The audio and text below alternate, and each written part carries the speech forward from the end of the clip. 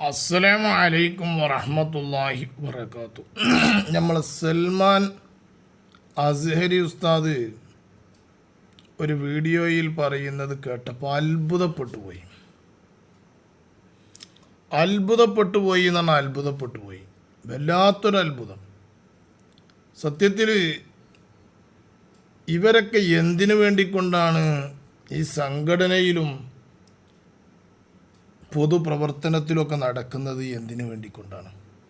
തമ്മിലടിപ്പിക്കാനും തമ്മിൽ പ്രശ്നം ഉണ്ടാക്കാനും പ്രശ്നങ്ങൾ ഉണ്ടാക്കി തീർക്കാനുമാണല്ലോ ഇവരൊക്കെ നടക്കുന്നത് എന്നുള്ള കാര്യം ചിന്തിച്ചു നോക്കുമ്പോൾ വല്ലാത്ത അത്ഭുതം തോന്നി.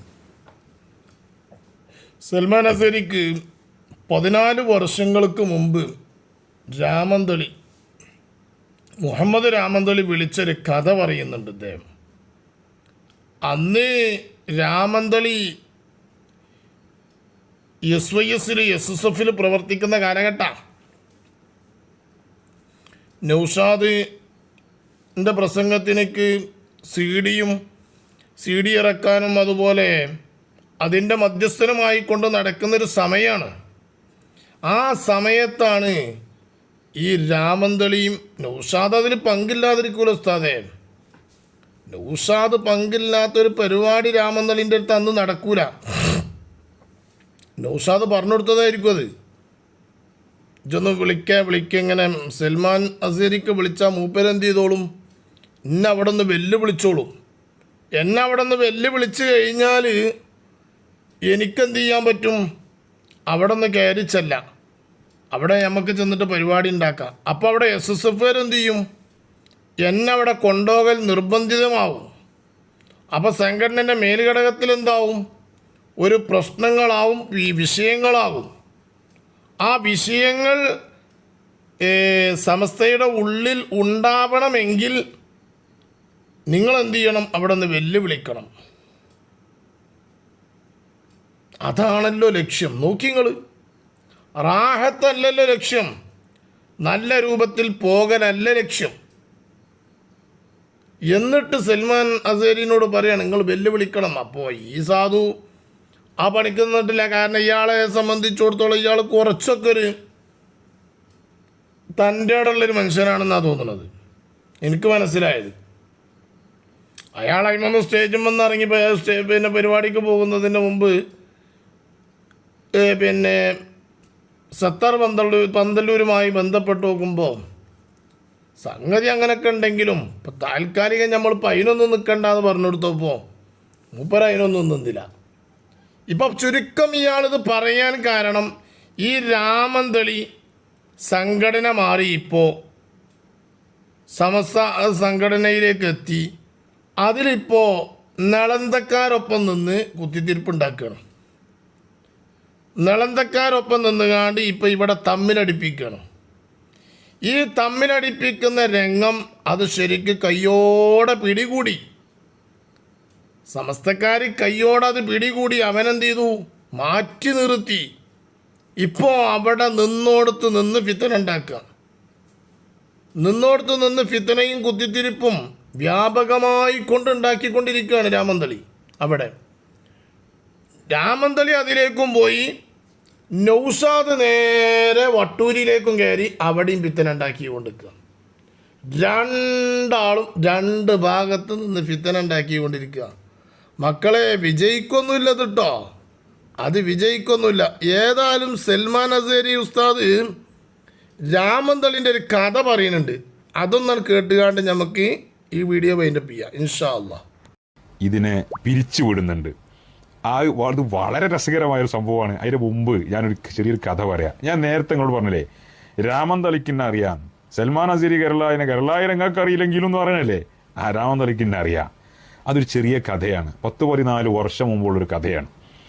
അന്ന് സമസ്ത കേരള ജംഇയ്യത്തുൽ ഉലമയുടെ പല പ്രഭാഷകരുടെ കൂട്ടത്തിൽ ഒരു എളിയ പ്രഭാഷകനായിട്ട് ഖണ്ഡന പ്രസംഗങ്ങളിലും മറ്റുമൊക്കെ ഞാനും കുറച്ച് സജീവമായിട്ടുള്ള ഒരു സമയമാണ്. അന്ന് മർക്കസിലെ ആ മുടിയുമായി ബന്ധപ്പെട്ടൊക്കെ വലിയ വിവാദം കത്തി നിൽക്കുന്ന സമയമാണ്. അങ്ങനെ എനിക്ക് അസ്ർ നിസ്കാരം കഴിഞ്ഞ് ഇറങ്ങുമ്പോൾ ഒരു ഫോൺ കോൾ വരികയാണ്. ഹലോ, ആരാ? സൽമാൻ അസ്ഹരി അല്ലേ? അതെ, ഞാൻ മുഹമ്മദ് രാമന്തളിയാണെന്ന്. മുഹമ്മദ് രാമന്തളി? അതെ. എന്തേന്ന് ചോദിച്ചു. നിങ്ങൾക്ക് ഇന്ന് ഇന്നാലിന്ന സ്ഥലത്തൊരു പ്രോഗ്രാം ഇല്ലേന്ന് ചോദിച്ചു. ആ ഉണ്ട് എന്നാണ്. ഇന്ന് നിങ്ങൾ അവിടെ പ്രസംഗിക്കുമ്പോൾ ആ പ്രസംഗത്തിൻ്റെ അവസാനത്തിൽ നൗഷാദ് ഹസനിയെ പരസ്യമായിട്ടൊന്ന് വെല്ലുവിളിക്കണം എന്ന് പറഞ്ഞു. ഞാൻ ചോദിച്ചു എന്തിനെന്ന് ചോദിച്ചു. അതുണ്ട്, സംഘടനാപരമായൊരു വിഷയമാണ് എന്ന്. ഞാൻ പറഞ്ഞു നിങ്ങൾ വിഷയം പറയാറുണ്ട്. അപ്പോൾ ഇയാൾ പറഞ്ഞു നിങ്ങൾ നൗഷാദ് ഹസനിയെ വെല്ലുവിളിക്കുമ്പോൾ അവിടെയുള്ള ആളുകൾക്ക് നൗഷാദ് ഹസനിയെ കൊണ്ടുവരാൻ നിർബന്ധിതരാവും അവർ, SSF. അപ്പോൾ സംഘടനയിൽ ഇപ്പോൾ നൗഷാദ് ഹസനിക്ക് പല വിലക്കുകളും ഏർപ്പെടുത്തിക്കൊണ്ടിരിക്കുകയാണ്. അപ്പോൾ നൗഷാദ് ഹസനിയെ അവർ വിളിച്ചാൽ പ്രവർത്തകരുടെ സമ്മർദ്ദത്തിന് വഴങ്ങി നൗഷാദ് ഹസനിക്ക് വരേണ്ടി വരും, നേതാക്കൾ പ്രതിസന്ധിയിലാകും. അപ്പോൾ സംഘടനക്കുള്ളിൽ ചില അസ്വാരസ്യങ്ങളും പ്രശ്നങ്ങളൊക്കെ ഉണ്ടാവും. അതുണ്ടാക്കാൻ വേണ്ടിയിട്ടാണ്, അതിനു വേണ്ടിയിട്ടാണ്. എനിക്ക് വളരെ അത്ഭുതം തോന്നി. സ്വന്തം പ്രസ്ഥാനത്തിനെ നശിപ്പിക്കാൻ വേണ്ടി, അതിനുള്ളിൽ അസ്വാരസ്യം ഉണ്ടാക്കാൻ വേണ്ടിയിട്ട് എതിർ പ്രസ്ഥാനത്തിലുള്ളൊരു പ്രഭാഷകനെ വിളിച്ചിട്ട് ഇയാൾ ഇങ്ങനെ പറയണ ആലോചിച്ചപ്പോൾ ഞാൻ ആകെ എന്തോ ആയിപ്പോയി. ഞാൻ ഫോൺ വെച്ച് ഇറ്റങ്ങളൊന്നും ഹെൽക്കിൻ്റെ താഴത്തേക്ക് ഇറക്കാൻ പറ്റാത്ത ജാതിയാണെന്നുള്ളത് അന്നേ നമുക്കറിയാലോ. ഞാൻ നേരെ സത്താർ സാഹിബിനെ വിളിച്ചു. സത്താർ സാഹിബിനോട് ഞാൻ പറഞ്ഞു, സത്താർ സാഹിബ് ഇങ്ങനെ മുഹമ്മദ് രാമന്തളി വിളിച്ചിരുന്നു, അപ്പോൾ അതിലെന്തൊരു ചതി എന്തെങ്കിലും ഉണ്ടോ എന്നാണ് എനിക്ക് അറിയേണ്ടത് എന്ന് പറഞ്ഞു. സത്താർ സാഹിബ് ഒരു CID ആണല്ലോ. അപ്പോൾ സത്താർ സാഹിബിനോട് പറഞ്ഞു ചതി അതിലില്ല, അതിൽ ചില കാര്യങ്ങളുണ്ട് എന്ന് പറഞ്ഞു. ഇതാണ് ഈ ആള്.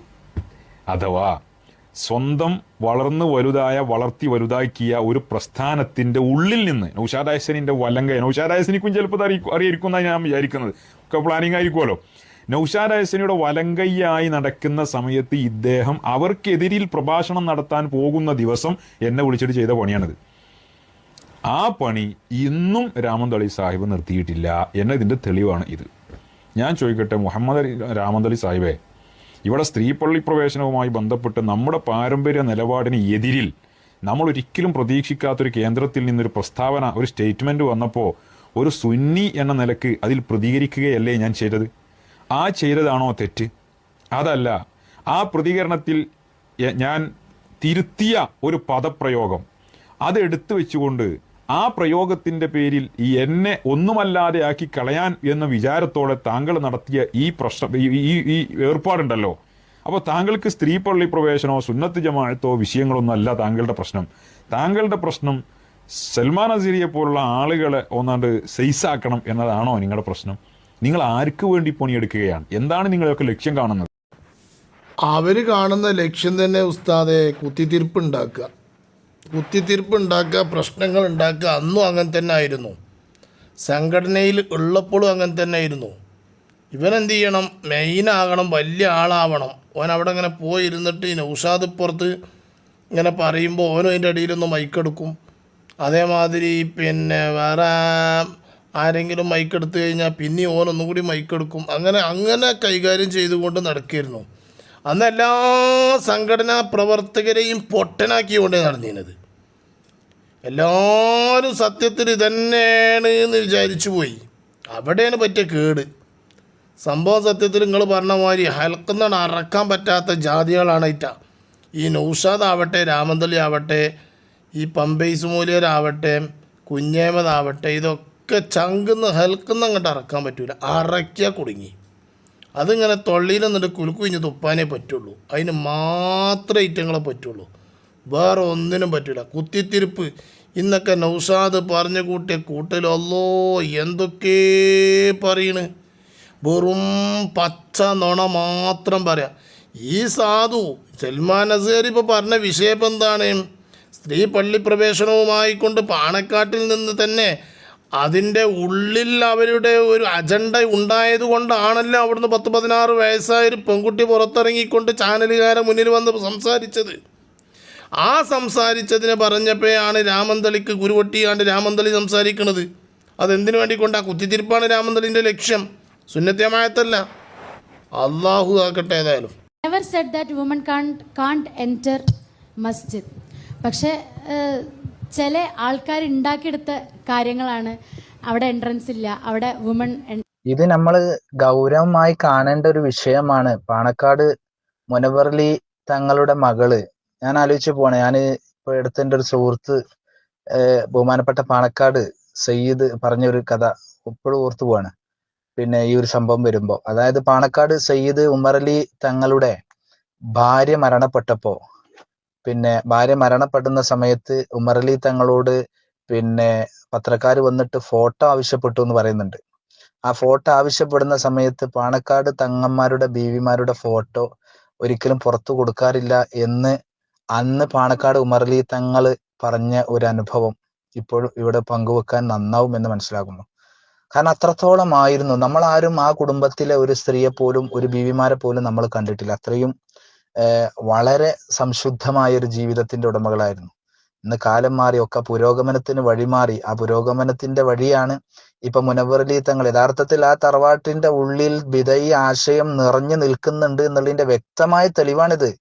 മക്കളെ പഠിപ്പിക്കുന്നത് പോലും ബിദഅത്തിന്റെ ആശയങ്ങളാണെന്നുള്ളതിന്റെ ആ ഒരു പിന്നെ ആശയമാണ് മുനവ്വറലി തങ്ങളുടെ മകളുടെ സംസാരത്തിലൂടെ നമുക്ക് ബോധ്യമാകുന്നത്. ഇത് വലിയ അപകടം ചെയ്യും. വലിയ ഒരു സമൂഹം ഇവരെ ആശ്രയിച്ചുകൊണ്ട് നിൽക്കുന്ന ഒരു സമൂഹമുണ്ട്.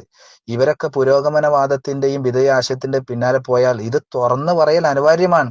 ഇനിയും മൗനം അവലംബിച്ചാൽ വലിയ ഒരു സമൂഹം സുന്നത്ത് ജമാഅത്തിൽ നിന്ന് വ്യതിചലിച്ച് നാളെ മുഷ്ടി ചുരുട്ടി മുദ്രാവാക്യം വിളിച്ച് പെണ്ണുങ്ങൾ പള്ളിയിൽ കയറാൻ നമ്മുടെ സമുദായത്തിൽപ്പെട്ട നമ്മുടെ സുന്നത്ത് ജമാഅത്തിന്റെ ആളുകൾ എന്ന് പറയപ്പെടുന്ന ആളുകൾ വന്നാൽ തന്നെ അത് വലിയ അത്ഭുതമില്ല. അതുകൊണ്ട് ഇനിയും മൗനം വെടിഞ്ഞ് പരസ്യമായി രംഗത്ത് വന്ന് പറയുക തന്നെ വേണം. എന്നെങ്കിൽ മാത്രമേ ഇതൊക്കെ വിജയിക്കുന്നുള്ളൂ. കാരണം ഇതിൻ്റെ ഉള്ളിൽ ഇയാൾ പറഞ്ഞതുപോലെ അതിൻ്റെ പാണക്കാടിൻ്റെ ഉള്ളിൽ ബിദഈ ആശയം ഉണ്ടായതുകൊണ്ട്, ചർച്ച ചെയ്യുന്നുണ്ടായതുകൊണ്ടാണല്ലോ 16-കാരിയായൊരു പെൺകുട്ടി ചാനലുകാരെ മുന്നിൽ വന്നുകൊണ്ട് ഈ രൂപത്തിൽ വിളംബരം ചെയ്യണമെങ്കിൽ എത്രമാത്രം അതിൻ്റെ ഉള്ളിൽ ചർച്ചകൾ നടന്നിട്ടുണ്ടാവും.